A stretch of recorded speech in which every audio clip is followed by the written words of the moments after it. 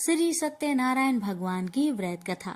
एक समय की बात है, नैमिषारण्य तीर्थ में सौनकादि 88,000 ऋषियों ने श्री सूत जी से पूछा, हे प्रभु, इस कलयुग में वेद विद्या रहित मनुष्य को प्रभु भक्ति किस प्रकार मिल सकती है तथा उनका उद्धार कैसे होगा? हे मुनि श्रेष्ठ, कोई ऐसा तप बताइए जिससे थोड़े समय में ही पुण्य मिले और मनोवांछित फल भी मिल जाए। इस प्रकार की कथा सुनने की हम इच्छा रखते हैं। सर्व शास्त्रों के ज्ञाता सूत जी बोले, हे वैष्णवों, मैं पूज्य आप सभी ने प्राणियों के हित की बात पूछी है, इसलिए मैं एक श्रेष्ठ व्रत को आप लोगों को बतलाऊंगा जिसे नारद जी ने लक्ष्मी नारायण जी से पूछा था और लक्ष्मीपति ने मुनि श्रेष्ठ नारद जी से कहा था। आप सब इसे ध्यान से सुनिए।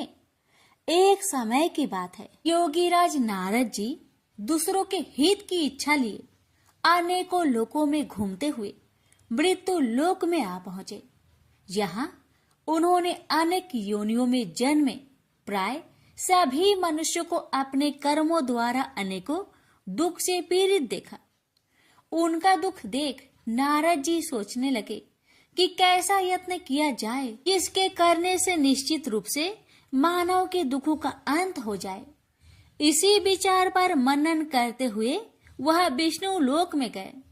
वह देवों के इस भगवान नारायण की स्तुति करने लगे, जिनके हाथों में शंख, चक्र, गदा और पद्म थे, गले में वरमाला पहने हुए थे। स्तुति करते हुए नारद जी बोले, हे भगवान, आप अत्यंत शक्ति से संपन्न हैं। मन तथा वाणी भी आपको नहीं पा सकती है। आपका यदि मध्य तथा अंत नहीं है, निर्गुण स्वरूप सृष्टि के कारण भक्तों के दुख को दूर करने वाले आपको मेरा नमस्कार है। नारद जी की स्तुति सुन विष्णु भगवान बोले, हे मुनि श्रेष्ठ, आपके मन में क्या बात है? आप किस काम के लिए पधारे हैं, उसे निसंकोच कहो। इस पर नारद मुनि बोले कि मृत्यु लोक में अनेक योनियों में जन्मे मनुष्य अपने कर्मों के द्वारा अनेकों दुख से दुखी हो रहे हैं। हे नाथ, आप मुझ पर दया रखते हैं तो बताइए कि वो मनुष्य थोड़े प्रयास से ही अपने दुखों से कैसे छुटकारा पा सकते हैं। श्री हरि बोले, हे नारद, मनुष्य की भलाई के लिए तुमने बहुत ही अच्छी बात पूछी है, जिसके करने से मनुष्य मोह से छूट जाता है। वह बात मैं कहता हूँ, उसे सुनो। स्वर्ग लोक व मृत्यु लोक दोनों में एक दुर्लभ उत्तम व्रत है जो पुण्य देने वाला है। आज प्रेम वश होकर मैं उसे तुमसे कहता हूँ।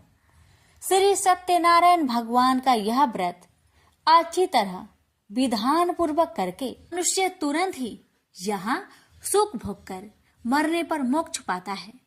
श्री हरि के वचन सुन नारद जी बोले कि उस व्रत का फल क्या है और उसका विधान क्या है। यह व्रत किसने किया था, इस व्रत को किस दिन करना चाहिए, सभी कुछ विस्तार से बताए। नारद की बात सुनकर श्री हरि बोले, दुख व शोक को दूर करने वाला यह व्रत सभी स्थानों पर विजय दिलाने वाला है।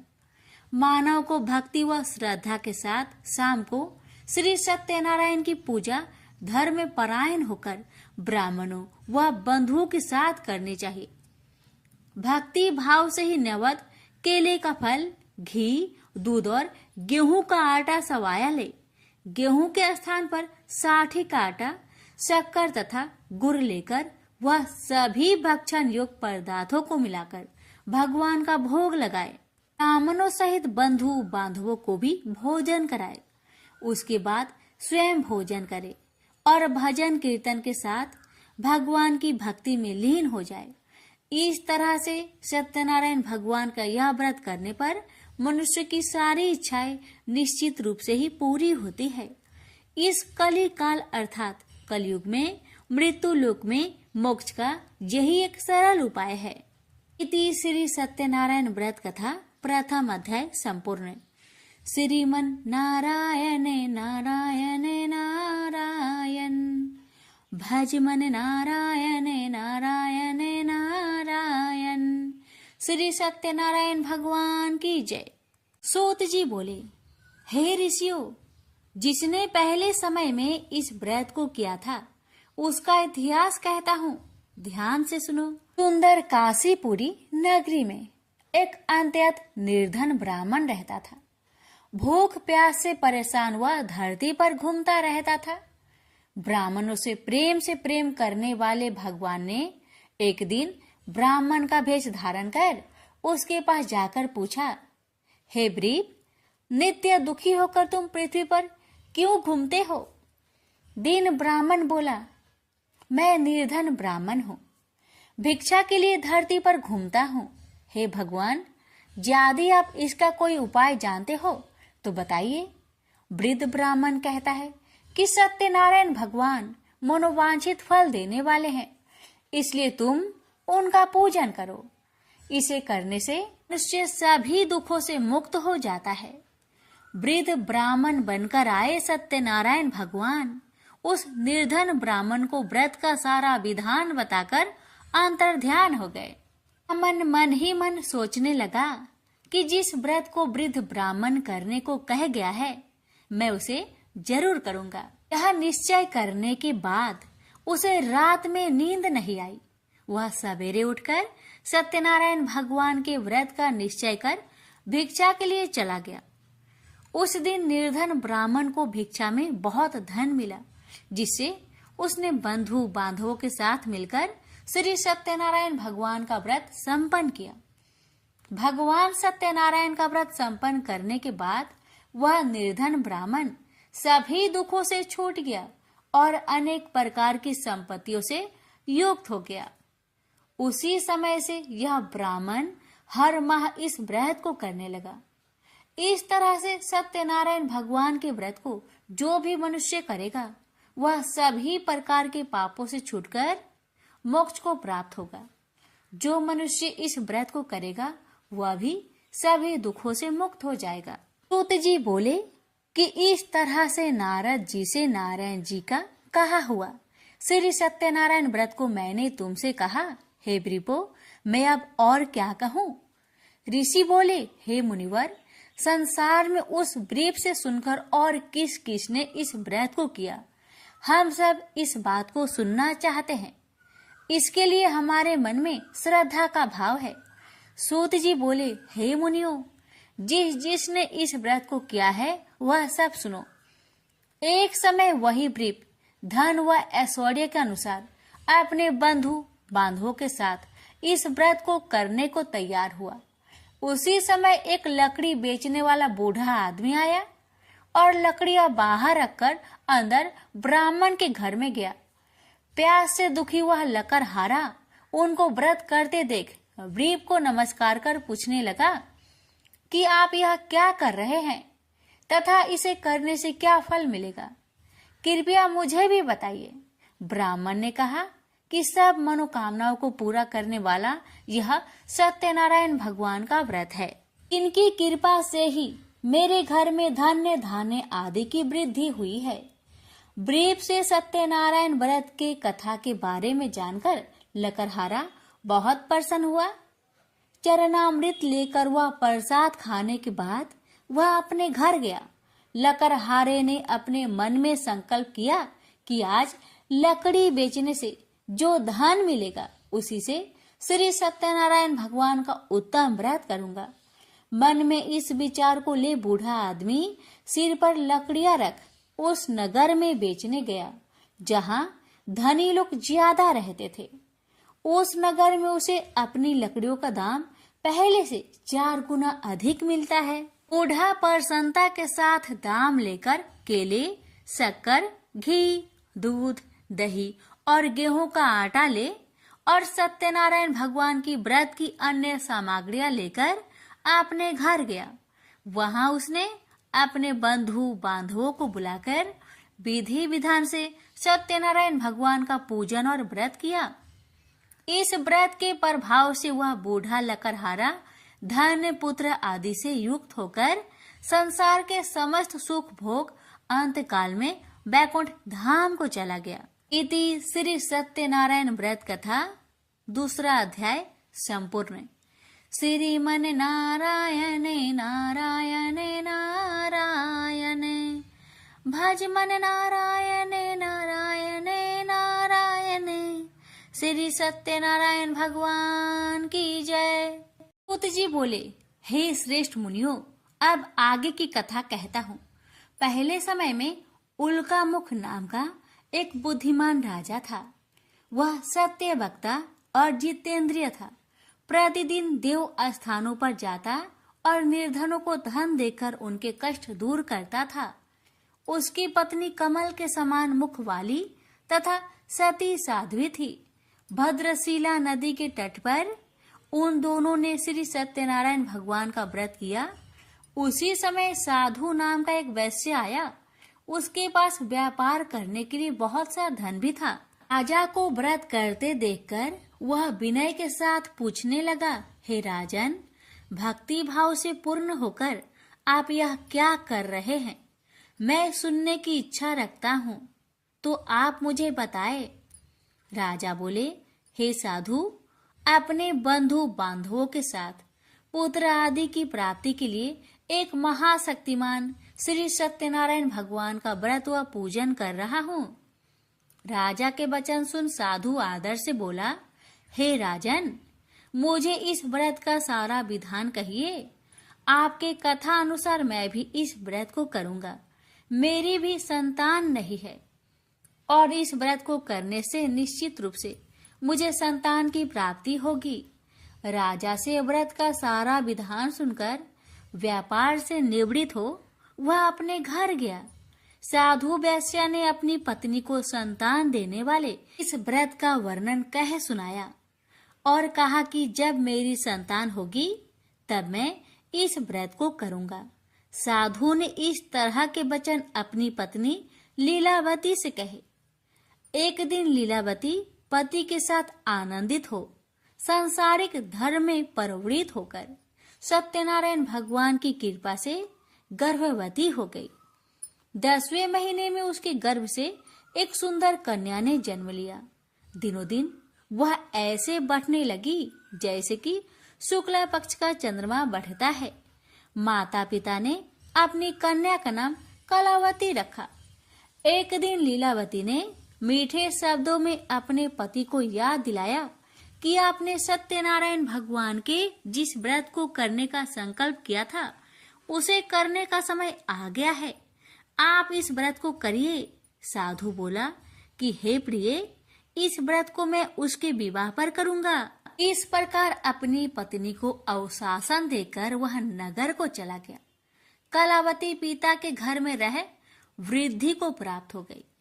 साधु ने एक बार नगर में अपनी कन्या को सखियों के साथ देखा तो तुरंत ही दूत को बुलवाया और कहा कि मेरी कन्या की योग वर देखकर आओ। साधु की बात सुनकर दूत कंचन नगर में पहुंचा और वहां देखभाल कर लड़की के सुयोग बनिक पुत्र को ले आया। सुयोग लड़के को देख साधु ने बंधु बांधवों को बुलाकर अपनी पुत्री का विवाह कर दिया।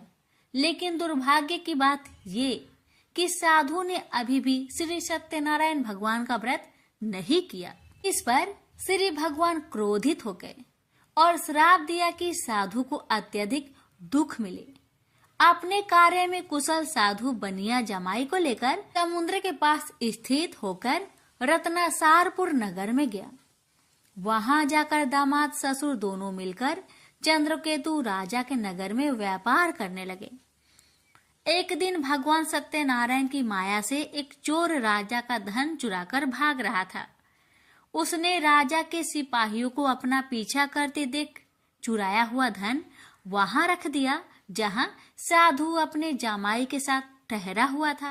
राजा के सिपाहियों ने साधु वैश्य के पास राजा का धन पड़ा देखा तो वह ससुर जामाई दोनों को बांधकर प्रसन्नता से राजा के पास ले गए और कहा कि उन दोनों चोरों को हम पकड़ लाए हैं। आप आगे की कार्यवाही की आज्ञा दे। राजा की आज्ञा से उन दोनों को कठिन कारावास में डाल दिया गया और उनका सारा धन भी उनसे छीन लिया गया। श्री सत्यनारायण भगवान के शराप से साधु की पत्नी भी बहुत दुखी हुई। घर में जो धन रखा था उसे चोर चुरा ले गए। शारीरिक तथा मानसिक पीड़ा व भूख प्यास से अति दुखी हो अन्न की चिंता में कालावती के ब्राह्मण के घर गई। वहां उसने श्री सत्यनारायण भगवान का व्रत होते देखा। फिर कथा भी सुनी। वह प्रसाद ग्रहण कर वह रात को घर वापस आई। माता ने कलावती से पूछा कि हे पुत्री, अब तक तुम कहाँ थी? तेरे मन में क्या है? कलावती ने अपने माता से कहा, हे माता, मैंने एक ब्राह्मण के घर में श्री सत्यनारायण भगवान का व्रत देखा है। कन्या के वचन सुन। लीलावती भगवान की पूजन की तैयारी करने लगी। लीलावती ने परिवार व बंधुओं सहित सत्यनारायण भगवान का पूजन किया और उनसे वर मांगा कि मेरे पति तथा जमाई शीघ्र घर आ जाए। साथ ही यह भी प्रार्थना की कि हम सबका अपराध क्षमा करे। श्री सत्यनारायण भगवान इस व्रत से संतुष्ट हो गए और राजा चंद्रकेतु को सपने में दर्शन दे कहा कि हे राजन, तुम उन दोनों वेश्या को छोड़ दो और तुमने उनका जो धन लिया है उसे वापस कर दो। अगर ऐसा नहीं किया तो मैं तुम्हारा धन, राज्य व संतान सभी को नष्ट कर दूंगा। राजा को यह सब कहकर वह अंतर्ध्यान हो गए। अतः काल सभा में राजा ने अपना सपना सुनाया। फिर बोले कि बानिक पुत्र को कैद से मुक्त कर सभा में लाओ। दोनों ने आते ही राजा को प्रणाम किया। राजा मीठी बानी से बोला, हे महानुभावो, भाग्यवश ऐसा कठिन दुख तुम्हें प्राप्त हुआ है, लेकिन अब तुम्हें कोई भय नहीं है। ऐसा कह राजा ने उन दोनों को नए वस्त्र भूषण भी पहनाए और जितना धन उनका लिया था उससे 2 गुना धन वापस कर दिया। दोनों वेश्या अपने घर को चल दिए। श्री सत्यनारायण व्रत कथा का 3रा अध्याय संपूर्ण। श्रीमन नारायण नारायण नारायण, भज मन नारायण नारायण नारायण। श्री सत्यनारायण भगवान की जय। सूत जी बोली, वैश्या ने मंगलाचार कर अपनी यात्रा आरंभ की और अपने नगर की ओर चल दिया। उसके थोड़ी दूर जाने पर एक दंड वेशधारी श्री सत्यनारायण ने उनसे पूछा, हे साधु, तेरी नाव में क्या है? अभिमानी बानिक हंसता हुआ बोला, हे दंडी, आप क्यों पूछते हो? क्या धन लेने की इच्छा है? मेरी नाव में तो बेल व पत्ते भरे हुए हैं। वैश्या के कठोर वचन सुन भगवान बोले, तुम्हारा वचन सत्य हो। दंडी ऐसे वचन कहे वहां से दूर चले गए। कुछ दूर जाकर समुद्र के किनारे बैठ गए। दंडी के जाने के बाद साधु वैश्या ने नित्य क्रिया के पश्चात नाव को ऊंची उठते देखकर अचंभा माना और नाव में बेल पत्ते आदि देख वह मूर्छित हो जमीन पर गिर पड़ा। मूर्छा खोलने पर वह अत्यंत शोक में डूब गया। तब उसका दामाद बोला कि आप शोक ना मनाए, यह दंडी का श्राप है, इसलिए हमें उनकी शरण में जाना चाहिए, तभी हमारी मनोकामना पूरी होगी। दामाद की बात सुनकर वह दंडी के पास पहुंचा और अत्यंत भक्ति भाव नमस्कार करके बोला, मैंने आपसे जो असत्य वचन कहे थे उनके लिए मुझे क्षमा दे। ऐसा कहकर महान शोकातुर हो रोने लगा। दंडी भगवान बोले, हे बानिक पुत्र, मेरी आज्ञा से बार बार तुम्हें दुख प्राप्त हुआ है। तू मेरी पूजा से विमुख हुआ। साधु बोला, हे भगवान, आपकी माया से ब्रह्मा आदि देवता भी आपके रूप को नहीं जानते, तब मैं अज्ञानी कैसे जान सकता हूँ? आप प्रसन्न होइए, अब मैं सामर्थ्य के अनुसार आपकी पूजा करूंगा। मेरी रक्षा करो और पहले के समान नौका में धन भर दो। साधु वैश्य के भक्ति पूर्वक वचन सुनकर भगवान प्रसन्न हो गए और उसकी इच्छा अनुसार वरदान देकर अंतर्ध्यान हो गए। ससुर जमाई जब नाव पर आए तो नाव धन से भरी हुई थी। फिर वही अपने अन्य साथियों के साथ सत्यनारायण भगवान का पूजन कर अपने नगर को चल दिए। जब नगर के नजदीक पहुंचे तो दूत को घर पर खबर करने के लिए भेज दिया। दूत साधु की पत्नी को प्रणाम कर कहता है कि मालिक अपने दामाद सहित नगर के निकट आ गए हैं। दूत की बात सुन साधु की पत्नी लीलावती ने बड़े हर्ष के साथ सत्यनारायण भगवान का पूजन कर अपनी पुत्री कलावती से कहा कि मैं अपने पति के दर्शन को जाती हूँ, तो कार्य पूर्ण कर शीघ्र आ जाना। माता के ऐसे वचन सुन कलावती जल्दी में प्रसाद छोड़ अपने पति के पास चली गई। प्रसाद की अवज्ञा के कारण श्री सत्यनारायण भगवान रुष्ट हो गए और नाव सहित उसके पति को पानी में डुबो दिए। कलावती अपने पति को वहां ना पाकर रोती हुई जमीन पर गिर गई। नौका को डूबा हुआ देख वह कन्या को रोता देख साधु दुखी होकर बोला कि हे प्रभु, मुझसे तथा मेरे परिवार से जो भूल हुई है उसे क्षमा करे। साधु के दीन वचन सुनकर श्री सत्यनारायण भगवान प्रसन्न हो गए और आकाशवाणी हुई, हे साधु, तेरी कन्या मेरे प्रसाद को छोड़कर आई है, इसलिए उसका पति अदृश्य हो गया है। यदि वह घर जाकर प्रसाद खाकर लौटती है तो इसे उसका पति अवश्य मिलेगा। ऐसी आकाशवाणी सुन कलावती घर पहुंचकर प्रसाद खाती है और फिर आकर अपने पति के दर्शन करती है। उसके बाद साधु अपने बंधु बांधवों सहित श्री सत्यनारायण भगवान का विधि विधान से पूजन करता है। इस लोक का सुख भोग वह अंत में स्वर्ग जाता है। इति श्री सत्यनारायण व्रत कथा चतुर्थ अध्याय संपूर्ण। श्रीमन नारायणे नारायणे नारायणे भज मन नारायणे नारायणे नारायण। श्री सत्यनारायण भगवान की जय। श्री सूत जी बोले, हे ऋषियों, मैं और भी एक कथा सुनाता हूँ, उसे भी ध्यान पूर्वक सुनो। प्रजा पालन में लीन तुंगध्वज नाम का एक राजा था। उसने भी भगवान का प्रसाद त्याग कर बहुत ही दुख प्राप्त किया। एक बार वन में जाकर वन्य पशुओं को मारकर वह बर के पेड़ के नीचे आया। वहां उसने ग्वालों को भक्ति भाव से अपने बंधुओं सहित सत्यनारायण भगवान का पूजन करते देखा। अभिमान बस राजा ने उन्हें देखकर भी पूजा स्थान में नहीं गया, न ही उसने भगवान को नमस्कार किया। ग्वालों ने राजा को प्रसाद दिया, लेकिन उसने वह प्रसाद नहीं खाया और प्रसाद को वहीं छोड़कर वह अपने नगर को चला गया। जब वह नगर में पहुंचा तो वहां सब कुछ तहस नहस हुआ पाया, तो वह शीघ्र ही समझ गया कि यह सब भगवान ने ही किया है। वह दोबारा ग्वालों के पास पहुंचा और विधि पूर्वक पूजा कर प्रसाद खाया, तो श्री सत्यनारायण भगवान की कृपा से सब कुछ पहले जैसा हो गया। दीर्घ काल तक सुख भोगने के बाद मरोना उपरांत उसे स्वर्ग लोक की प्राप्ति हुई। तो मनुष्य परम दुर्लभ इस व्रत को करेगा तो भगवान सत्यनारायण की अनुकंपा से उसे धन्य धान्य की प्राप्ति होगी। निर्धन धनी हो जाता है और भय मुक्त हो जीवन जीता है। संतानहीन मनुष्य को संतान सुख मिलता है और सारे मनोरथ पूर्ण होने पर मानव अंत काल में वैकुंठ धाम को जाता है। सूत जी बोले, जिन्होंने पहले इस व्रत को किया है, अब उनके दूसरे जन्म की कथा कहता हूँ।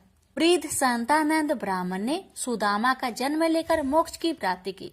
लकरहारे ने अगले जन्म में निषाद बनकर मोक्ष प्राप्त किया। उल्कामुख नाम का राजा दशरथ होकर बैकुंठ को गए। साधु नाम के वैश्य ने मोरध्वज बनकर अपने पुत्र को आरे से चीरकर मोक्ष पाया।